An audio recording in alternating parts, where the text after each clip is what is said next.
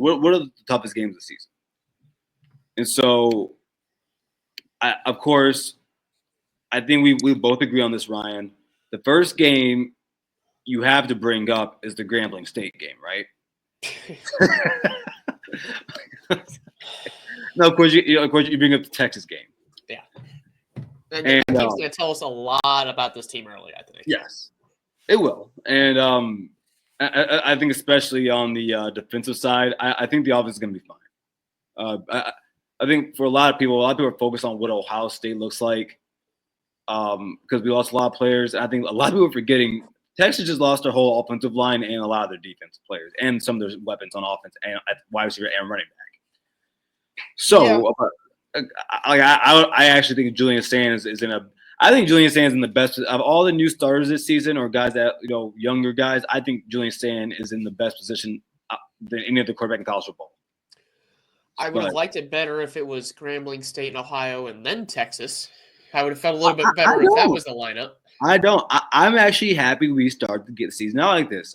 Because it's not just us in that field. Texas got to go through the same BS we have to in this game. It's going to – listen, there's a chance this game could end up looking like the or just not as bad, but it could end up looking like the 2020 – no, the 2019 – no, the 2021 Clemson-Georgia game.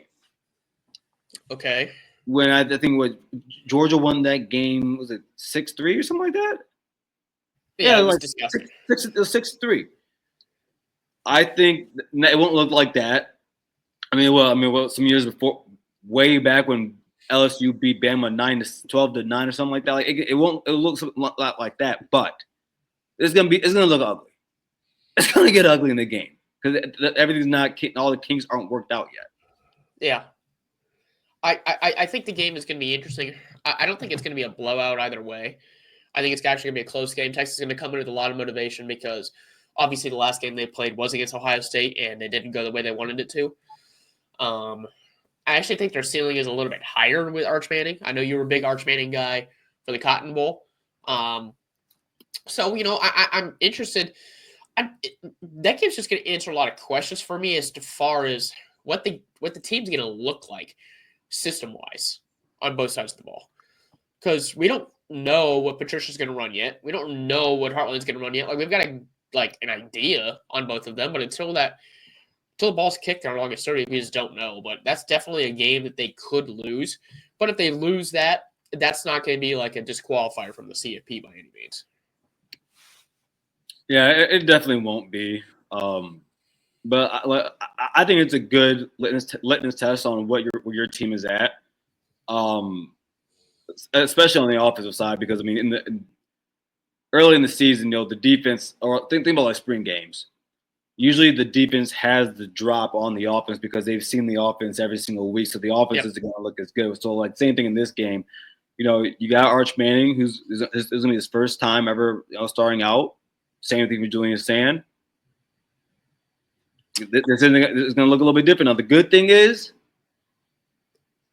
what the offense looks like for you. Like you know what to expect from both these teams. They both know what to expect from each other. So I'm expecting a really good one. I think if there was a blowout, it would be Texas getting blown out this game. I think so too. I don't think Texas blows out Ohio State. No. And you mentioned the at Illinois, at Wisconsin, back to back there. Mm-hmm. I think Illinois is going to be pretty decent this year. They're another team that could possibly go 10-2 just based off of their schedule. Ohio State's one of the only two tough teams that they play. That one doesn't scare me as much. Depending on what time that Wisconsin game, if it's a night game at Camp Randall, and they've actually figured out their offensive issues, that could be a scary game. They've got a new OC in there. Luke Fickell is kind of, I wouldn't say he's in a hot seat. They kind of signed him. They signed him to an extension recently, but his hires haven't necessarily been good. So, it'll be interesting to see how good Wisconsin is. But the best thing about that is after that game, you get the bye week before dealing with Penn State. So that is honestly the biggest thing that I see there. It's actually we get Penn State at home, which is good. But to have the bye week there before that game, so there's no possibility of a trap game. That's the biggest thing that I take away from the schedule, because I think Penn State is Ohio State's biggest threat to winning the Big Ten title this year. Yeah, that game, I think it's actually even before that. I think Minnesota this season is going to be a pretty good team. I think I have them. I think I actually have Minnesota at either 8-4 or 9-3 this upcoming season. At Washington, I mean, we learned this past year, and you would think that, after you've been able to, you've seen it one season, you probably adjust better to going from coast to coast. But as we've seen in the Big Ten, going from coast to coast is not easy. It really isn't. So I mean, that could be a tough game in there before you even get to the Illinois game. But when you go to Champaign, I think they're going to have a really good team this season. I have them going 10-2. I have them making the playoffs this upcoming season. Well, just before you continue that thought about traveling out west to Washington, they do have a bye week before that as well, so that also helps with that travel. Right, that you are very correct about that. That's actually lovely.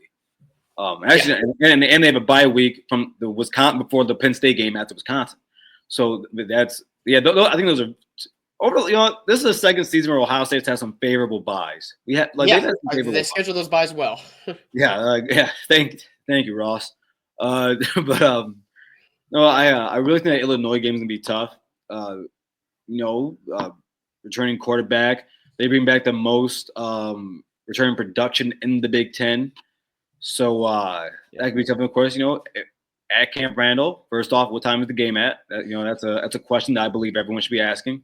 As Oregon found out last year, weird things happen when you go on the road in the Big Ten.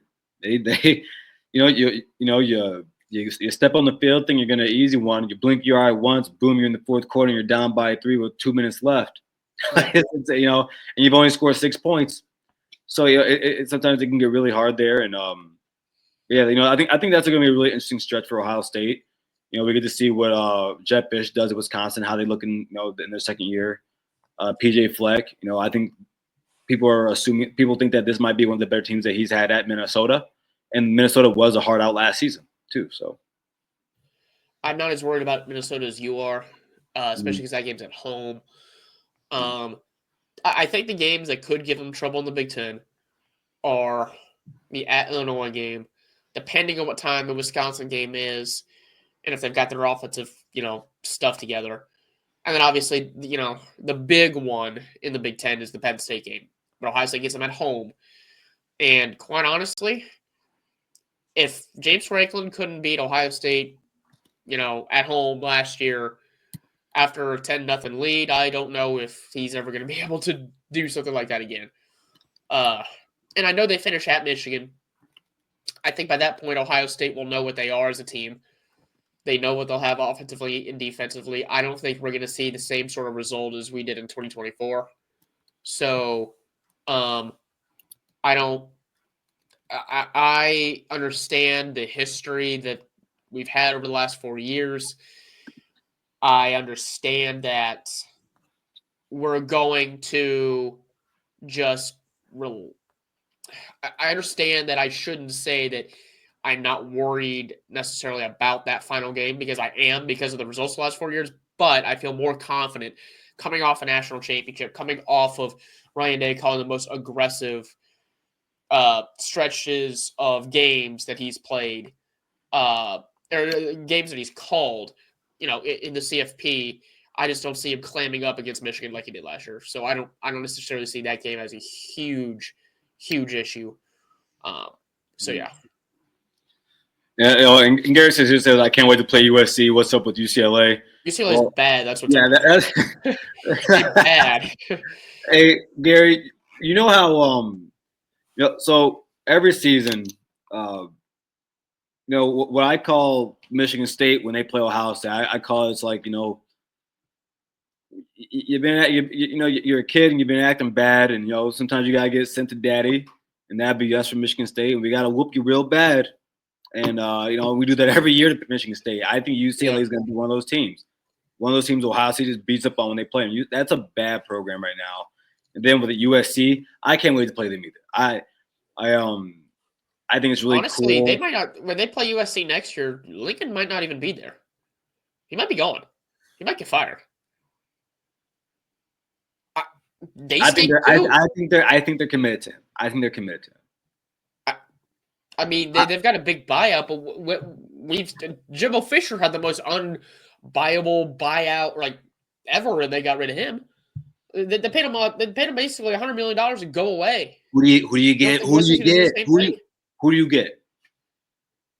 You're USC.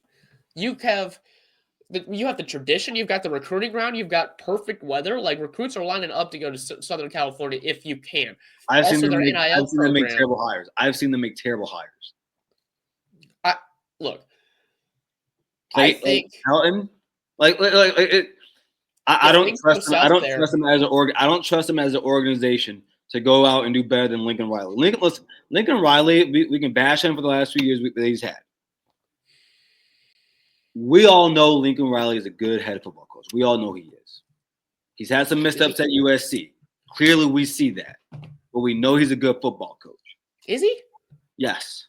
I think that if you gave him Alabama last season, I don't think they go 9-4. I don't. 6-6 team around Caleb Williams. That was Oh, okay. You're just gonna explain that season away? No. USC was still soft on defense.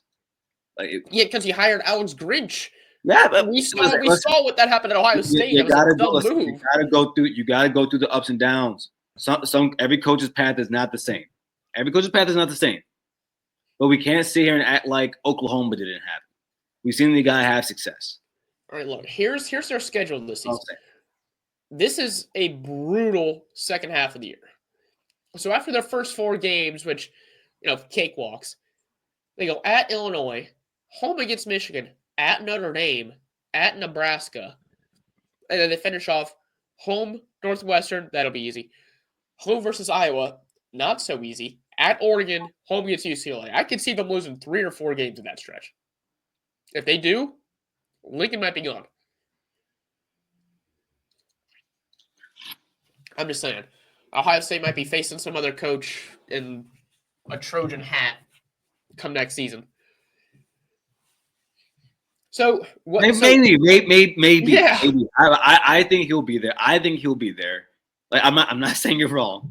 Like that's why I shut up, because I'm like, making a good point. But I think that yeah, I don't want to go back on what I said. I have been calling them the new Nebraska, but we can't act like there isn't a chance that USC can't be good in the Big Ten. They can be good in the Big Ten. Correct. They're like it. To be fair to your point, Lincoln Riley's buyout is around $90 million. So you can't buy pretty high. It's pretty high.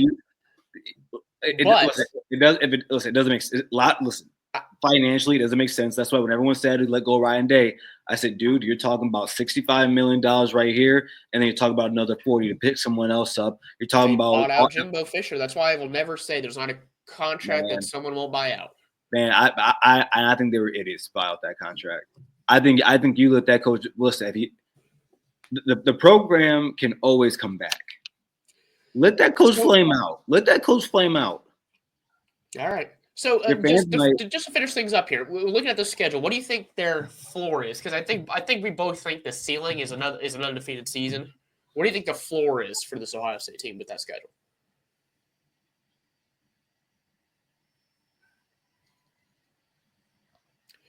My floor. If everything goes. If let's say Brian Hartline were to clearly have some struggles coaching this season, okay, calling plays and things like that. Let's say the defense, instead of being a top, I would be happy if the defense was top 15 to top 20. Let's say somehow they're top 30, top 40, so not as good. Let's say Julian Sands not doing what he should be doing, or as well as we think he should be playing. There's a chance they could go 9-3. I think 10-2 is the floor. I'm saying that, but all those things I'm giving a lot of different variables that would have to happen for Ohio State to do that. I think people sometimes forget just what Ohio State is. I think sometimes people think that we're a program that wins a championship and goes 8-5. Let alone even go 8-5. So yeah. But I listen. I'm not talking about any other programs. I'm not sitting here talking about anyone else.